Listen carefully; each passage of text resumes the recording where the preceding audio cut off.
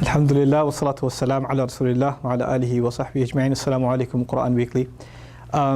In this few minutes, very short session, inshallah, I want to share with you some brief reflections on this awesome surah of the Quran, Surah Al-Ankebut. This is the 29th surah of the Quran. And in this surah, the context of revelation is that it is one in which the Prophet ﷺ and his companions were being tortured physically at this point in Mecca. It's a late Meccan surah. So, people like Khabbab bin Arat was actually forced onto the ground on burning coal, and then his torturer stood on him until the skin off of his back was melted off. So these horrible things were happening to Muslims, and particularly Khabbab, the narration says, came to Rasulullah and said, why are these things happening to us if we're the believers, And the Prophet didn't respond. First he responded to him, tasta'jil, that you're rushing people before you went through much worse. I'm paraphrasing here. And the ayat came down, حَسِبَ النَّاسَ أَن يُتْرَكُوا أَن يَقُولُوا آمَنَّا وَهُمْ لَا يُفْتَنُونَ. The ayat belonging to Surah Al-Ankebut. Have people assume that they're going to just be left alone after they say they've got faith, and they're not going to be put to test. They're not going to be tried. And literally, fatana is to put something in intense heat. SubhanAllah. Allah used the word fatana here. Not even yubtalun. Yubtalun would have been they're tested, or yubtalun. But he says yuftanun. They're tested like gold is burnt, because fatana is actually to burn gold. But what I wanted to highlight is when things got so tough for Rasulullah SAW in Mecca, what was around the corner? Those of you that are familiar with the seerah, the life of the Prophet SAW, know that hijrah, the migration, was around the corner. And this surah, so remarkably, first it talks about the believers being patient. And in order to teach them a lesson about patience, immediately it goes to وَلَقَدْ أَرْسَلْنَا نُوحًا إِلَىٰ قَوْمِهِ. We sent Nuh to his nation, and he remained with them. فَلَبِثَ فِيهِمْ أَلْفَ سَنَةٍ إِلَّا خَمْسِينَ عَامًا. He remained with them 1,000 years, save 50, meaning 950 years he was with them. So Allah says that basically there were people before you that had to endure a lot more. And he gives, of course, the prime example, Nuh alayhi salam. But when he mentions Nuh alayhi salam, he says something beautiful. He says, فَأَنْجَيْنَاهُ وَأَصْحَابَ السَّفِينَةِ وَتَرَكْنَاهَا آيَةً لِلْعَالَمِينَ. We rescued him and the people on the ship with him, and we left it as a sign for those who believe. We left it as a sign for وَتَرَكْنَاهَا آيَةً لِلْعَالَمِينَ. So Allah talks about them being saved, being rescued. He talks immediately then after Ibrahim alayhi salam, who had a quarrel with his dad, who has, talking back to all of his people, telling them, what are you people doing? And then they say we should burn him. We should kill him or burn him. And Allah says, فَأَنْجَاهُ اللَّهُ مِنَ النَّارِ. Allah rescued him from fire. So it's so cool. Allah rescued Nuh alayhi salam using water, and Allah rescued him from water, and Allah rescued Ibrahim alayhi salam from fire after that. So the two extremes, the two things you can be destroyed with, and you're rescued from both of them. And then Allah Azza wa Jal then says to the believers, إِنَّ فِي ذَلِكَ لَآيَاتٍ لِقَوْمٍ يُؤْمِنُونَ. In all of that, there are many signs, many lessons for people that want to believe. And as he's talking about Ibrahim, he starts talking about his nephew Lut.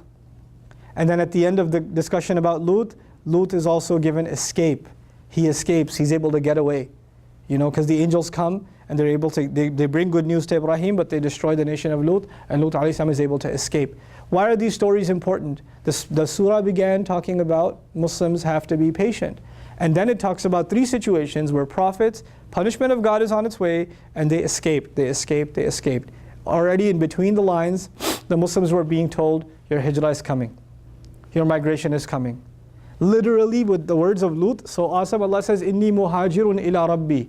That's what Allah tells from the tongue of Lut alayhi salam. وَقَالَ لُوط فَآمَنَ لَهُ لُوطٌ وَقَالَ إِنِّي مُهَاجِرٌ إِلَىٰ رَبِّي إِنَّهُ هُوَ الْعَزِيزُ الْحَكِيمُ. But Lut alayhi salam believed in Ibrahim alayhi salam, and he accepted his call, and he said, I'm migrating towards my master. Literally migration is mentioned. So the Sahaba were being told instructions through the stories of the prophets. They didn't just hear history, they were hearing their own legacy. They were listening to their own way of thinking. Maybe if hijrah is a possibility for Lut, maybe it's a possibility for us too, alayhi salam, And what's really remarkable, when you get to the end of this surah, you start reading about the interaction Muslims are going to have with the people of the book. وَلَا تُجَادِلُوا أَهْلَ الْكِتَابِ إِلَّا بِالَّتِي هِيَ أَحْسَنُ إِلَّا الَّذِينَ ظَلَمُوا مِنْهُمْ. Don't go debating with the people of the book, except with the better way. When they say something harsh, say something nicer in response. Except the ones that are really wrongdoing among them, then you deal with them harshly. This advice is being given because once the Muslims migrate, they're going to be dealing with the people of the book. They're going to be dealing with that end of the audience of the Prophet sallallahu alaihi wasallam, the other side, you know. So in this surah, which doesn't explicitly say go make hijrah, all the package, the way it's packaged, first be patient, deal with what you have in front of you, and then through the stories of the prophets, the Messenger ﷺ is given the beautiful message that migration is around the corner, help of Allah is on its way. So Allah says in the beginning, in the middle of the surah, He says, فَإِنَّ أَجَلَ اللَّهِ لَآتٍ, that the meeting of Allah, the meeting with Allah, the deadline is on its way. So there's one thing, hijrah is around the corner, the relief is on its way, but you shouldn't worry about that more. You should worry about the fact that your meeting with me is coming. That's on its way. And at the end, the last ayah of the surah, and I'll conclude, وَالَّذِينَ جَاهَدُوا فِينَا لَنَهْدِيَنَّهُمْ سُبُلَنَا وَإِنَّ اللَّهَ لَمَعَ الْمُحْسِنِينَ. Those who struggle in our path, we guide them to our multiple pathways. You know the Sahaba took multiple roads to get to Medina? So awesome. Allah says, people who struggle for us, we guide them to our multiple pathways. In life, in our spiritual lives, across, in the span of history, whoever struggles for Allah, Allah guides them to His pathways. But literally the Sahaba were guided through multiple pathways to Medina. So this beautiful, beautiful surah with embedded teachings that were actually a strategy given to Rasulullah sallallahu alaihi wasallam. That is why, when outsiders say Quran is just full of stories, these are just legends of old times. Sahaba immediately knew these aren't just stories. These are instructions about them, that Allah is telling them what to do and how to think, and how the history is actually lessons for them to live by. Barakallahu li wa lakum fil Qur'an al-Hakim, wa nafa'ni wa iyyakum bil ayat wa dhikr al-Hakim. Wassalamu alaikum Quran Weekly. We are one Nouman who should stand with each other through all the highs and lows. One Nouman.